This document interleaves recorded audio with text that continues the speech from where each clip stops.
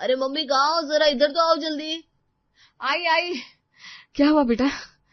आशा जी हाथ में आटा लपेटे हुए रसोई से भागती हुई आती है। अरे ऐसा भी कुछ नहीं हुआ मम्मी, बस यूं ही ऑफिस से घर आए हुए 10 मिनट हो गए, अब दिखाई नहीं दी इसलिए बुलाया। हे भगवान, ये लड़का भी ना ऐसे आवाज लगाता है, न जाने कौन सा आसमान फट गया हो। अरे यहाँ बैठो ना मम्मी। अरे देख नहीं रहा है, हाथों में आटा लगा हुआ है। नहीं नहीं, आप भी बैठ जाओ, अपने लाडली की बातें तो सुन लो। आशा जी मुस्कुराकर जाने लगती है। माँ सुनो ना, एक जरूरी बात है। अरे सुमित, अब जल्दी बोलना, मेरी सब्जी जल जाएगी बेटा। आपको कुछ जलने की बदबू नहीं आ रही? क्या? अरे लगता है सब्जी जल गई। अरे नहीं मम्मी, ये मेरी बहन के जलने की। ये सुनकर आशा जी जोर से हंसने लगती है। भैया अब बड़े कब होंगे? तो ये है मित्तल हाउस का छोटा सा प्यारा सा सुखी परिवार। हम दो हमारे दो की तर्ज पर आशा जी और अशोक जी के दो बच्चे सुमित और नीति है। लेकिन अब सुमित को बड़ा होते देख आशा जी ने जिद पकड़ ली है कि वो अब परिवार को बड़ा करके ही मानेंगी और इस बार सुमित के लिए बहू लेकर ही आएंगी। फिर एक दिन, ले ये देख सुमित, कैसी है ये लड़की? अरे मम्मी, आजकल तो लड़कियों के नाम से डर लगने लगा है, इसलिए आप ही पसंद कर लो ना, बस आपकी परछाई होनी चाहिए। नहीं मम्मी नहीं, भैया की इन सब बातों पर मत जाना, आपको ऐसा मीठा मीठा बोलकर फंसा लेंगे, फिर जब शादी के बाद घर में तांडव होगा ना तो कहेंगे आप ही ने तो पसंद की थी, आप ही समझिए। अच्छा, ये तूने सही बात कही नहीं थी, ये तो मैंने सोचा ही नहीं। मम्मी, इससे हमेशा आपके और मेरे बीच में टांग अड़ानी होती है, क्यों बहना? तुम दोनों ना सच में इतने बड़े हो गए, फिर भी आज तक चूहे बिल्ली की जैसे लड़ते हो। फिर एक बढ़िया सा रिश्ता देखकर सुमित का रिश्ता तय कर दिया जाता है। अब सुमित मियाँ तय समय पर और मुहूर्त पर अपनी दुल्हनिया निशा को ब्याह कर घर ले आते हैं। आओ बहू आओ, अपना दाया पैर आगे रखकर गृह प्रवेश करो। हाँ दादी, अब आज से आप दादी सास बन गई है, आपका भी प्रमोशन हो गया। इसी बात पर तू 1 साल के अंदर अंदर मुझे पोते का मुंह दिखा दे, तो मैं तो सोने की सीढ़ी चढ़ जाऊंगी। ये सुनकर सब हंसने लगते हैं और निशा शर्मा जाती है। बस बस, अब बहुत हुई बातें, जल्दी से बहू को अंदर लाओ, वो भी थकी हुई है, उसको आराम करने दो। निशा को अपनी सास के मुंह से ये सुनकर बड़ा ही सुकून सा महसूस होता है। शुरू में कुछ दिन बस यूं ही रस्म रिवाज में बीत जाते हैं और फिर एक दिन सब खाने के टेबल पर मिलते हैं। और भैया अब तो शादी को 10 दिन हो गए और क्रिसमस न्यू ईयर वैकेशन भी आने वाला है। हाँ आने वाला तो है, लेकिन इसमें तू मुझे इतना क्यों जता रही है? नीति और आशा जी दोनों एक दूसरे की तरफ देखती हैं। अरे तो अब बहू को कहीं घुमाने ले जा, तू हनीमून पर भी नहीं गया है। ओह अच्छा माँ, ये तूने अच्छा याद दिलाया। अरे वो नितिन नहीं है मेरे ऑफिस में, वो कह रहा था कि उसकी भी फर्स्ट एनिवर्सरी आने वाली है, तो वो लोग गोवा ट्रिप प्लान कर रहे हैं। अरे तो चला जा गोवा, वो भी बढ़िया जगह है, तू गया भी नहीं है। हाँ, लेकिन मैंने उसको कहा कि मैं अपनी माँ से बात कर लेता हूँ, फिर मैं उसे कंफर्म करता हूँ। गया तो मैं भी नहीं हूँ। अरे मेरे से क्या बात करनी है, इसके बारे में तो बहू से बात कर। निशा बहू, ए निशा बहू। निशा रसोई से निकल कर आती है। हाँ माँ जी, आपने मुझे बुलाया? आज जरा सुनो, ये सुमित क्या कह रहा है। अरे मॉम, मैंने आपसे पूछा था, अब इसमें निशा की राय लेने की क्या जरूरत है। अच्छा निशा, अब तुम आ गई हो तो सुनो, हम गोवा घूमने जाने का प्लान बना रहे थे, मुझे लगा एक बार पहले मम्मी से पूछ लूं। सही किया ना? हाँ हाँ बिल्कुल सही कहा आपने, अपने बड़े लोगों से सलाह लेकर ही कोई काम करो तो अच्छा रहता है। तो फिर गोवा ही हो आओ तुम दोनों। हाँ क्यों नहीं, मैंने भी कभी गोवा नहीं घूमा, हम गोवा चलते हैं। अब सुमित और निशा घूमने के लिए जाते हैं। अपने हनीमून के समय भी सुमित को जब भी कोई डिसीजन लेना होता है तो वो अपनी माँ को जरूर फोन लगाता। माँ, मैं आज गोवा से बस से निकल रहा हूँ, तो बता दो ना किसके लिए क्या क्या लेना है। अरे बेटा, तेरे साथ में बहू है ना, तू उससे पूछ क्या गिफ्ट लेना है। बहू के मायके में उसके भाभी बहन भाई सब होंगे ना। अरे माँ, अब निशा को क्या ही समझ में आएगा, आप बताओ ना। सुमित और आशा जी के बीच में हो रही ये सारी बातचीत पीछे खड़ी निशा सुन रही थी और अपने साथ आए हुए कपल को भी ध्यान से देख रही थी कि किस तरह वो दोनों साथ में शॉपिंग कर रहे हैं। और निशा, हम लोग भी बाकी फैमिली मेंबर्स के लिए गिफ्ट ले लेते हैं, इसीलिए मैंने मम्मी को फोन लगाया था। ठीक किया ना? हाँ जी बिल्कुल। अच्छा जी, मतलब जनाब को मम्मी से पहले पूछना था। कोई बात नहीं, अच्छी बात है, इन दोनों माँ बेटे का बॉन्ड काफी अच्छा है। निशा और सुमित घूमकर वापस आ जाते हैं और ऐसे ही करके एक एक दिन बीतने लगते हैं। लेकिन सुमित अपनी हर बात को निशा से शेयर करने के बजाय आशा जी के साथ शेयर किया करता था। फिर एक दिन निशा और सुमित अपने कमरे में बैठे हुए आराम से मोबाइल चला रहे थे कि निशा सुमित से कहती है, सुमित ये देखो, मेरी भोपाल वाली दीदी ने कितनी शानदार गाड़ी ली है, अच्छी लग रही है ना? हाँ यार, ये तो एकदम बढ़िया लग रही है। सुमित, हम भी गाड़ी लेने का प्लान कर रहे थे ना? हाँ, मैंने सोचा तो था, लेकिन अभी शादी के बाद ऑफिस घर इन सब में इतना बिजी हो गया कि सोचने का टाइम ही नहीं मिल पा रहा है। ऊपर से हम लोग साथ में बैठ भी नहीं पाते हैं।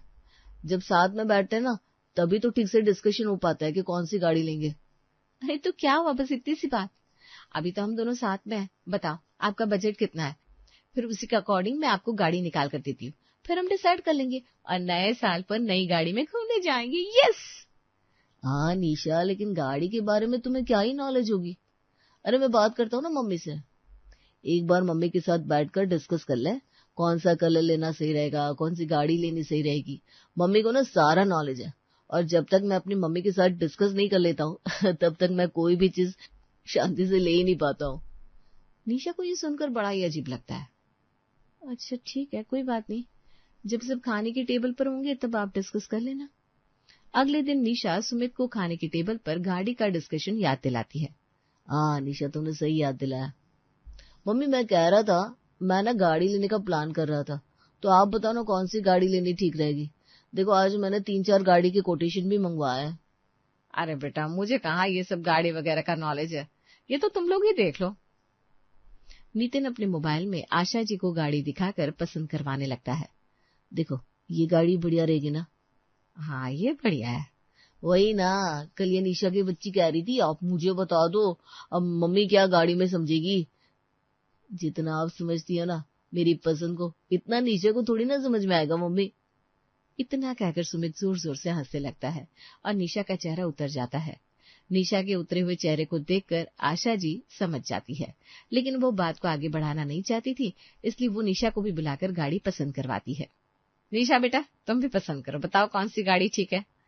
फिर एक दिन, आज मैं पतिदेव के लिए पालक पनीर और दाल मखनी बनाऊंगी, बड़े दिन हो गए लौकी तोरई टिंडे खाते हुए।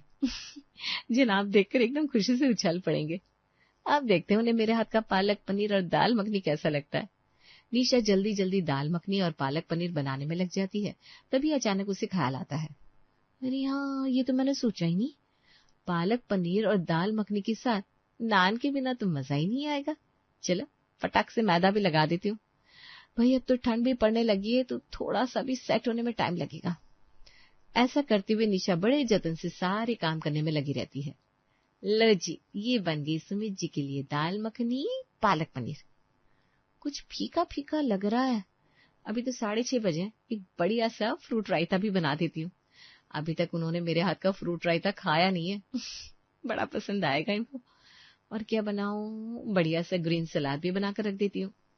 अब निशा सब बनाकर फ्री हो जाती है और बार बार घड़ी देखकर सुमित के आने का इंतजार करने लगती है। सुमित जी तो 7 से 7:30 के बीच में आ जाते हैं, आज कहाँ रह गए। आज निशा को इंतजार करते करते 7:45 हो गए। निशा गेट की तरफ देखने लगती है। अरे भाभी, बाहर कहाँ गेट पर देख रही हो, कहीं जा रही हो क्या? अरे नहीं नहीं, बस आपके भैया के आने का इंतजार कर रही थी। अच्छा, आज भैया आया नहीं क्या अभी तक? अभी निशा और नीति बात कर रहे थे कि आशा जी वहां से गुजरती है और उनके कानों में उन दोनों के बीच हो रही बात पड़ती है। अरे निशा बहू, मैं भूल गई, मेरे पास ना सुमित का फोन आया था कि आज वो लेट आएगा, आज उसके ऑफिस में पार्टी है, तो उसने कहा था कि वो खाना भी बाहर ही खाकर आएगा। ये सुनकर निशा चौंक जाती है। क्या, आज वो बाहर खाकर आएंगे? पर मैंने तो उनके लिए जाने क्या क्या बनाकर रख लिया। वो मुझे कॉल करके बता भी नहीं सकते थे क्या? निशा लटका हुआ चेहरा लेकर अंदर चली जाती है। ये सब दूर कोने में बैठी दादी देख रही थी।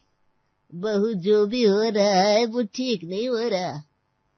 मम्मी, भैया को भाभी को फोन करके बताना चाहिए था ना। आशा जी भी निशा को लेकर चिंतित हो जाती है, लेकिन फिर बात आई गई हो जाती है। ऐसे ही कुछ दिन और बीत जाते हैं। अब निशा थोड़ा थोड़ा उखड़ा रहने लगी थी। फिर एक दिन शाम के समय निशा जल्दी जल्दी अपना काम समेट रही थी, तभी अचानक से फोन की घंटी बजती है। इस समय किसका फोन हो सकता है? लगता है सुमित जी का ही होगा। निशा फोन उठाती है। अरे बड़ी लंबी उम्र है आपकी, अभी आपका ही नाम लिया और आपका फोन आ गया, बताओ। अरे निशा, तुम भी ना कितनी बात करती हो, जरा पहले मम्मी से बात करवाओ ना, उनका फोन पता नहीं क्यों लग नहीं रहा है। अच्छा, करवाती हूँ। वैसे कोई खास बात है क्या सुमित? अरे नहीं, कोई खास बात नहीं है, बस उनसे पूछना था कि वो क्या खाएंगे, वही लेकर आता हूँ। मम्मी को मोमोज पसंद है, स्प्रिंग रोल भी पसंद है, और यहाँ पर ना नूडल्स भी बहुत अच्छे मिल रहे हैं। अच्छा, मैं बताऊं? अरे तुम रहने दो, मम्मी कहाँ है, दो ना। लो मम्मी जी, आपके लिए जरूरी फोन है। क्या हुआ, किसका फोन है? लीजिए ना, आप ही बात कीजिए।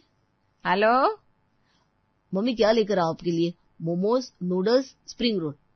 अरे कुछ भी ले आ बेटा, और निशा से तो पूछ ले। अरे वो क्या बताएगी, आप बताओ ना, आपको क्या खाना पसंद है, जो आपके लिए लाऊंगा वो भी खा लेगी। फोन से बाहर आ रही आवाज साफ साफ निशा के कानों तक जा रही थी। ये सुनकर निशा का चेहरा उतर जाता है।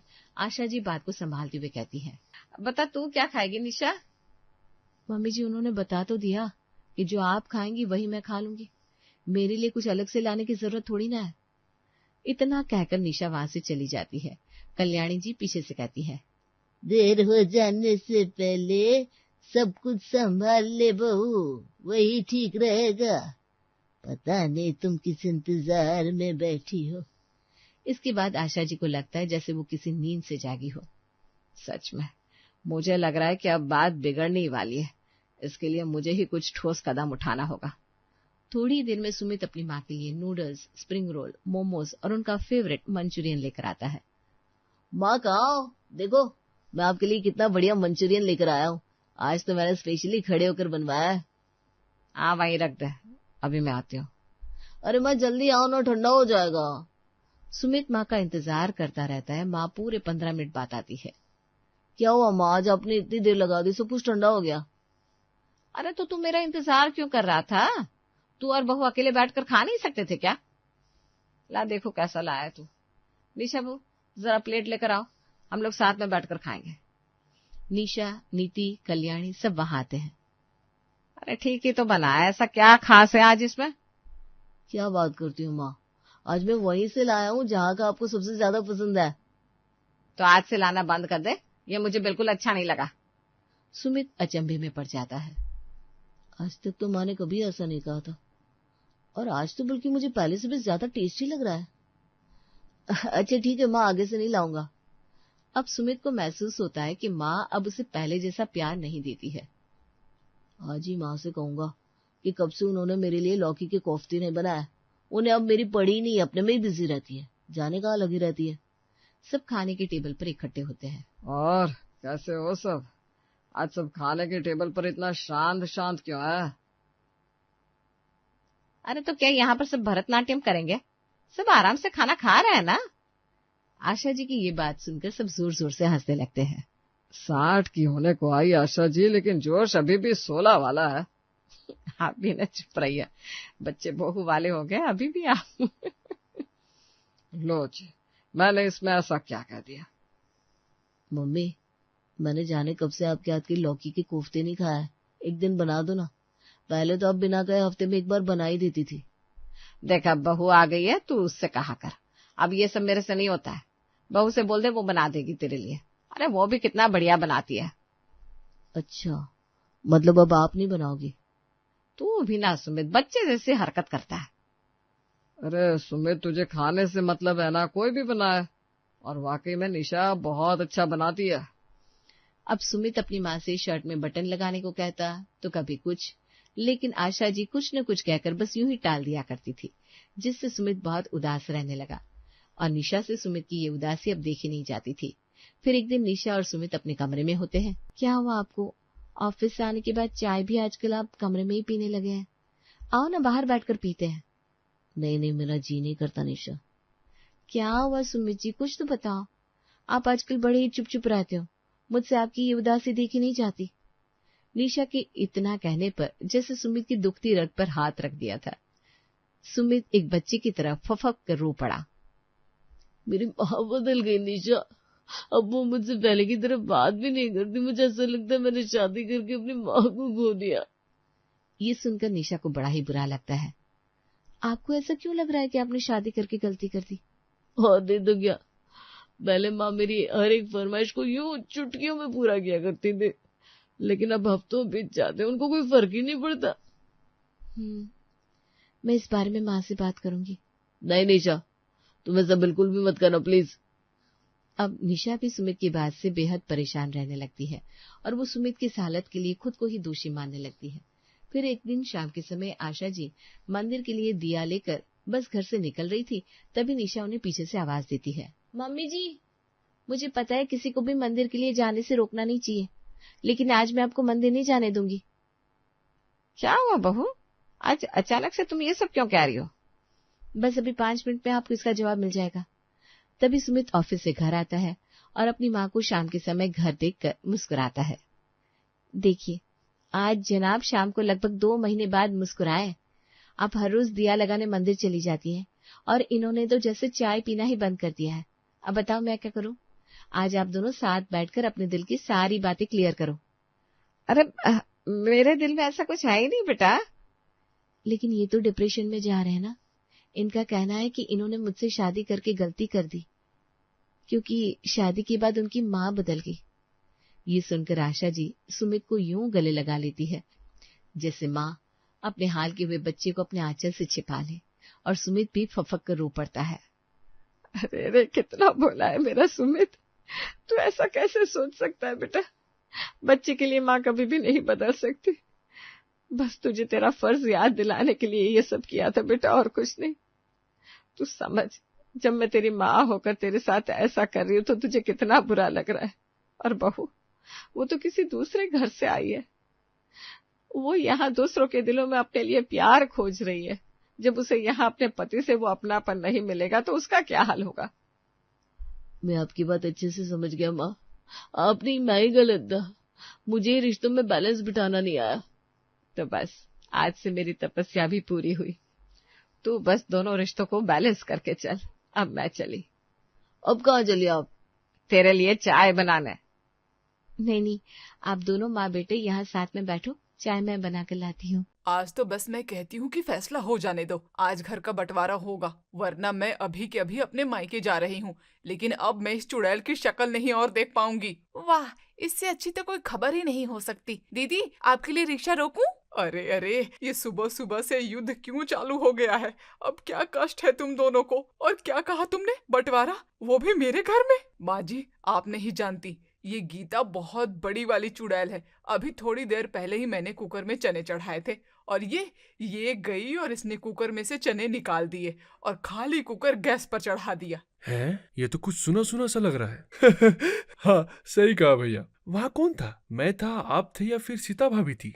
चुप करिए आप देवर जी। भला आप चलती ट्रेन में क्यों सवार हो रहे हैं? अरे तुम सब चुप करो और मुझे बताओ कि ये कुकर और चने का क्या मसला है। मैं बताती हूँ मम्मी जी। अरे बात कुछ नहीं है, बस मैंने सोचा था कि पहले हलवा पूड़ी बना लूं और फिर चने की सब्जी बन जाएगी, इसलिए मैंने पहले कढ़ाई चढ़ा दी। अब इतनी सी बात पर दीदी भड़क गई। बताओ। वाह वाह वाह, ये इतनी सी बात है? अरे हलवा पूड़ी तो बाद में भी बन जाता, लेकिन पहले चने का उबालना ज्यादा जरूरी था, क्योंकि चने को बनाने में समय लगता है। लेकिन तू ये क्या समझे, गवार। सीता की ये बात सुनकर गीता भी जोश में आ गई और वो भी चिल्लाते हुए बोली, अरे अरे दीदी, ये गवार की गाली किसे दे रही हो? मैंने फर्स्ट डिवीजन से बीए किया है, आपकी तरह 12वीं पास नहीं हूँ। हाँ, तो ऐसी जाली डिग्री ही बनवानी हो तो मैं भी बनवा लूं। सिर्फ बीए ही क्यों, मैं तो एमए पीएचडी और न जाने क्या क्या डिग्री बनवा लूं। देखा है मैंने तेरे भाई को, शक्ल से ही 420 लगता है, उसी ने बनवाई होगी। बस बस दीदी, अब इसमें मेरे मायके वालों को बीच में लाने की कोई जरूरत नहीं है। देखते ही देखते सीता और गीता में भयंकर लड़ाई शुरू हो गई। विनोद और मनोज तो एक किनारे खिसक गए और बीच में बचाव के लिए सरला ही रह गई। बाप रे, ये शरीफों का घर है, कौन कहेगा? अरे तुम दोनों को देखकर तो मुझे अपना गांव और बचपन याद आ गया। मेरे गांव की अनपढ़ औरतें ऐसे ही लड़ती थी। तो मैं आपसे कह तो रही हूँ ना मम्मी जी, आज घर का बंटवारा कर ही दीजिए। नहीं नहीं, घर नहीं बटेगा। अगर कुछ बटना ही है तो फिर रसोई आधी आधी बांट लो। सरला का ये विचार सबको पसंद आया। वाह, ये तो बहुत अच्छा सॉल्यूशन निकाला है आपने मम्मी। इन दोनों का सारा मसला रसोई से शुरू होकर रसोई पर ही खत्म होता है, तो रसोई को ही आधा आधा बांट देते हैं। तो जाओ और जाके चौक ले आओ। मनोज जल्दी से चौक ले आता है और सरला किचन के बीचों बीच एक लक्ष्मण रेखा खींच देती है। सीता और गीता दोनों ही इस फैसले से बहुत खुश थीं। लो, हो गया बंटवारा। अब मुझे घर में एकदम शांति चाहिए, किसी भी तरह की चूं चाय नहीं होनी चाहिए। फिर क्या था, दिन भर शांति बनी रहती है। सीता और गीता एक एक करके रसोई में जाती और बारी बारी से अपने हिस्से में काम करके आ जाती। रात को सरला सोते हुए खुद से कहती है, वाह, बहुत दिनों के बाद आज घर में इतनी शांति थी। चलो अच्छा है, कल से ये शांति रोज देखने को मिलेगी। बस ये फैसला तो मुझे बहुत पहले ही ले लेना चाहिए था। खैर, देर आए दुरुस्त आए। अगली सुबह सरला की आंख बर्तनों के शोर से खुलती है और सरला भड़बड़ा कर उठ जाती है। हाँ? अरे बाप रे, ये कैसी आवाज थी? अरे कहीं मैं नींद में तो नहीं हूँ? आज तो घर में शांति होनी चाहिए थी। अरे अब तो मैंने रसोई का बंटवारा भी कर दिया है, जाकर देखना पड़ेगा। सरला जल्दी जल्दी चप्पल पहनती है और जाकर देखती है तो रसोई में अपने अपने किनारे पर खड़ी सीता और गीता फिर से लड़ रही थी। कलमुही, जब तुझे पता है कि सुबह उठते ही मैं चाय पीती हूँ, तो फिर मेरे चाय के बर्तन में अपने लिए खीर क्यों चढ़ा दी? जबान संभाल कर बात करिए दीदी, और खीर मैंने अपने लिए नहीं, माँ जी के लिए चढ़ाई है। बेचारी का आज एकादशी का व्रत होगा। वाह वाह, मेरे बारे में कितना सोचती है तू तो गीता। अरे अरे, तो क्या मैं आपको चाय ना देती माँ जी? आप तो बस मुझे ही विलेन बनाती हैं। अरे मेरा वो मतलब नहीं था, और ये जरा सी की बात को लेकर लड़ो मत भाई, मेरा दिल कमजोर है। किसी दिन तुम्हारे चक्कर में मुझे हार्ट अटैक आ जाएगा। हाँ। इतना कहकर सरला नहाने चली जाती है और सीता गुस्से से गीता की तरफ देखकर धीरे से बोलती है, इसने तो मेरी नाक में दम कर रखा है। बस बहुत सह लिया मैंने इसकी हरकतों को। अब इसे ऐसा सबक सिखाऊंगी कि याद रखेगी। अब देखती जा बेटा, कैसे बाजी पलटेगी। मुझे घूर घूर कर मत देखिए दीदी, वरना मुझे नजर लग जाएगी। लो भाई, मेरी खीर बनकर तैयार है, अब आप बनाइए अपनी चाय। गीता खीर बनाकर रख देती है और रसोई से बाहर चली जाती है, लेकिन उसके जाते ही सीता मुस्कुराती है और फोन में गाना बजा लेती है। अब बनेगा दोपहर का खाना शाम तक। सीता बहुत धीरे धीरे हाथ चलाती है, आटा गूंथ कर एक किनारे रख देती है, गाने सुनते सुनते चाय बनाकर रसोई में ही पीने लगती है। फिर आधी अधूरी सब्जी काट देती है और उधर बगल के हिस्से में गीता जल्दी जल्दी हाथ चला रही थी। क्या दीदी, अभी मैं आधे घंटे पहले मम्मी जी के लिए खीर बनाकर ले गई थी, तब भी आप सब्जी काट रही थी और अब भी आप सब्जी ही काट रही हैं। अरे इतनी देर में तो मैं 3 बार इस सब्जी को काट देती। हाँ, ये लो ना, आराम से काट लो। ला ला ला ला ला ला ला ला ला। गीता चिढ़कर सब्जी की प्लेट उठाती है और जाकर डाइनिंग टेबल पर पटक देती है और काटने लगती है। तभी सरला वहाँ आ जाती है। अब क्या हुआ गीता? मम्मी जी, दीदी रसोई में इतना धीरे धीरे काम कर रही हैं। ऐसे तो कल का खाना भी आज से ही बनाना शुरू करना पड़ेगा। अच्छा, रुक, अभी खबर लेती हूँ उसकी। सीता, अरे ओ सीता, इधर तो आना। सरला के बुलाने पर सीता आती है और भोला सा चेहरा बनाकर कहती है, क्या हुआ मम्मी जी, मैंने फिर से कुछ गलत कर दिया क्या? ये गीता कह रही है कि तुम बहुत देर तक एक ही काम कर रही हो, ऐसा क्यों भला? वाह वाह, अब इसमें भी मेरी गलती है मम्मी जी। अरे जब रसोई आधी है तो रसोई का सारा सामान भी तो आधा ही हो जाएगा ना। आधे बर्तन, आधे मसाले, सब आधा आधा, तो समय तो ज्यादा लगेगा ही ना। वाह, क्या तर्क दिया है। और जो मैं जल्दी जल्दी काम कर रही हूँ वो, उसका क्या मतलब? मुझे तो इस रसोई के आधे होने से कोई समस्या नहीं हो रही, बस आपको ही सारी दिक्कत है। देखो, तुम दोनों अपनी अपनी हरकतें सुधार लो, वरना अच्छा नहीं होगा, ध्यान रखना। सरला ने अपनी दोनों बहुओं को धमकी दी और वहाँ से उठकर चली गई, लेकिन दोनों बहुओं ने अपनी हरकतें जारी रखी। अरे दीदी, थोड़ी जल्दी जल्दी हाथ चला दो, मुझे चाकू चाहिए है। अब जल्दी हाथ चलाऊंगी तो हाथ कट जाएगा ना पगली, थोड़ा इंतजार कर। लगता है कि मुझे इन दोनों को सबक सिखाना ही पड़ेगा, ये ऐसे नहीं मानेंगी। अगले दिन विनोद और मनोज चाय पीते हुए आपस में बात करते हैं। भैया, मेरी चाय में चीनी थोड़ी कम है, क्या आपकी चाय भी ऐसी ही बनी है? चुपचाप पी लो छोटे, अगर अभी कुछ बोला तो फिर से महाभारत शुरू हो जाए। भलाई इसी में है कि हमें जो शांति से मिले उसे अपना ले। आप तो भाभी से काफी डरते हैं भैया। मनोज हंसी रहा था कि तभी गीता चिल्लाकर उससे कहती है, यहाँ बैठकर खिखी खिखी करने के बजाय जाकर बाजार से सामान लेकर आओ। मैंने आपको पर्ची व्हाट्सएप कर दी है। गीता इतना बोलकर वापस काम करने लगती है। चुप रहना अच्छा ही है छोटे, कम से कम बेइज्जती तो नहीं होती है। जाओ जल्दी बाजार जाओ, वरना कहीं अभी थोड़ी देर में तुम्हें मार भी ना पड़ने लग जाए छोटे। बेचारा मनोज बाजार से सामान लाने चला जाता है। कुछ देर बाद सरला आती है और दोनों बहुओं से कहती है, देखो आज मेरे कुछ खास मेहमान आने वाले हैं और उनके सामने जरा सा भी तमाशा नहीं होना चाहिए। बाजार से सारा सामान आ गया है ना? हाँ मम्मी जी, सब आ गया है। मैंने ही तो इनको भेजकर मंगवाया है। हाँ बढ़िया है। और ये जो तुमने रसोई आधी करी है ना, इसकी वजह से कोई गड़बड़ नहीं होनी चाहिए। मेरी बहुत पुरानी सहेली आएगी आज, खाना समय पर और अच्छे से बना देना। अरे मम्मी जी, आप ये सब मुझे मत समझाइए, आखिर मुझे ही तो दाल और सब्जी वगैरह सब बनाना है। ये गीता तो वैसे भी बस रोटी चावल रायता बनाती है और ज्यादा से ज्यादा पापड़ सेक देती है। वाह वाह, तो क्या बिना रोटी चावल के ही आप लोग दाल और सब्जी खा लेंगे? अजीब ही बात करती हैं आप तो। ओफो, ये सब मुझे कुछ नहीं सुनना है। कौन क्या करता है उससे मुझे कोई मतलब नहीं है। मेरी सहेली के सामने सब अच्छे से होना चाहिए बस, वरना मैं कल तुम दोनों को तुम्हारे मायके भिजवा दूंगी। हाँ। सरला ने अचानक से ऐसी बात कर दी थी जिसकी किसी को भी उम्मीद नहीं थी। दोनों बहुत घबरा जाती हैं, लेकिन सरला वहां से चली जाती है।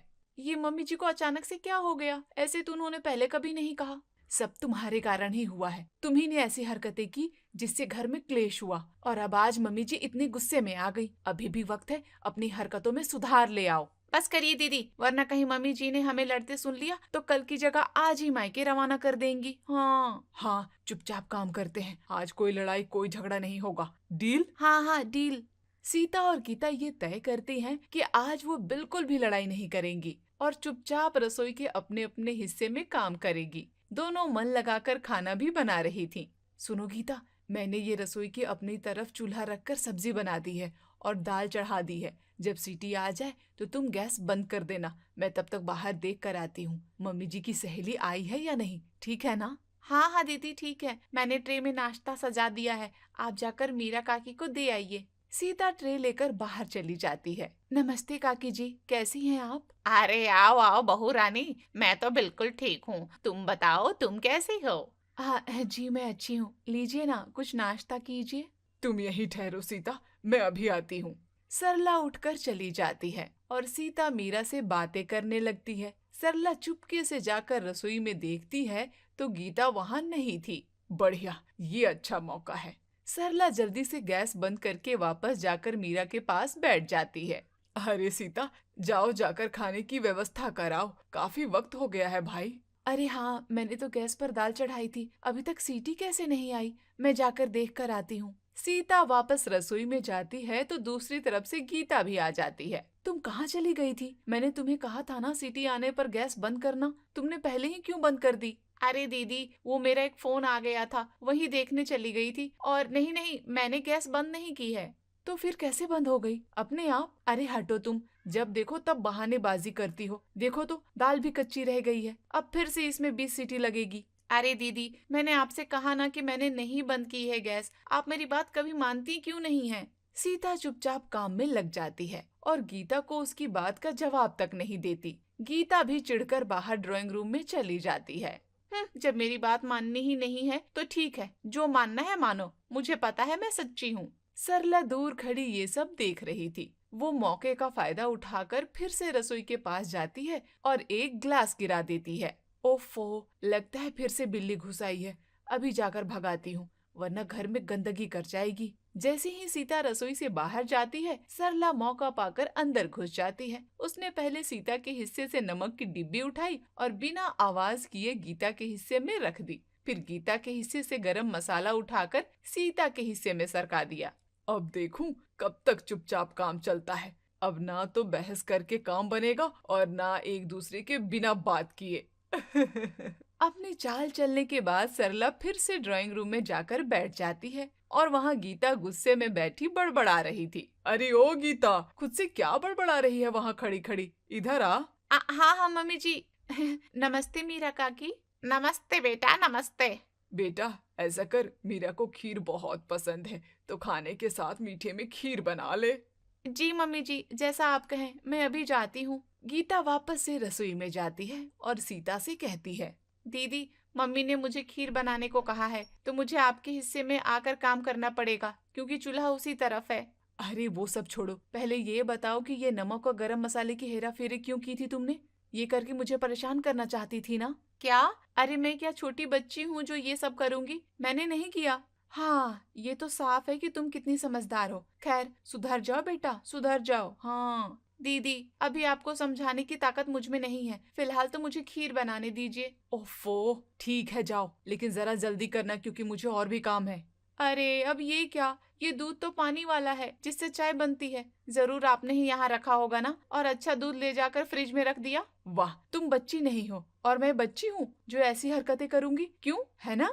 अरे दीदी, गीता कुछ और कहने से पहले चुप हो जाती है और कुछ सोचने लगती है। चुप क्यों हो गई? नया बहाना सोच रही हो क्या? नहीं दीदी, मुझे लगता है कि जरूर कुछ गड़बड़ है, ये सब कोई तीसरा ही कर रहा है। क्या?